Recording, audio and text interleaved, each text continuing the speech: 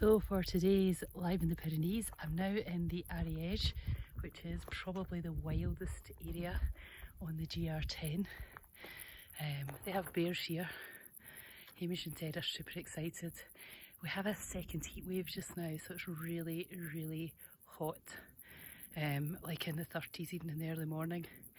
I left about 7:30 this morning. I've been walking kind of uphill for 4 hours now, covered about 16.5 kilometres, another couple to go, and then I'll see maybe if I can get some food at the refuge. There is not a lot of water. The forests are so dry, even the moss is dry. I know somebody was telling me this morning that there's 100 villages with no water in France. It's also so dry that it's difficult to drink enough water, and a lot of people, myself included, have really sore throats just because it's so dry. Yesterday was the funniest day. I walked in no sleep because the night before I put my tent on the wasp's nest, so that was horrible. So I had to move my tent at 1 in the morning. This was in the campsite. Campsites are rubbish basically, much better camping wild.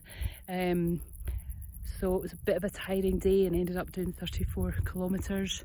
When I took the tent out to dry it off, there's still wasps in it, but one was quickly devoured by a massive ant, so that felt like some sort of poetic justice. I ended up arriving at Foz in the early evening, about 7. I'd taken a dip in a river, and just the usual, you take your clothes off, and then 2 guys appear.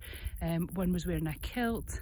He is from Brittany, and he had one kilt on, but he'd made a Gore-Tex quilt for when it rained, which he put on when there was a bit of rain. It was kind of interesting. Gulvan, he was called, and another guy called Olivier.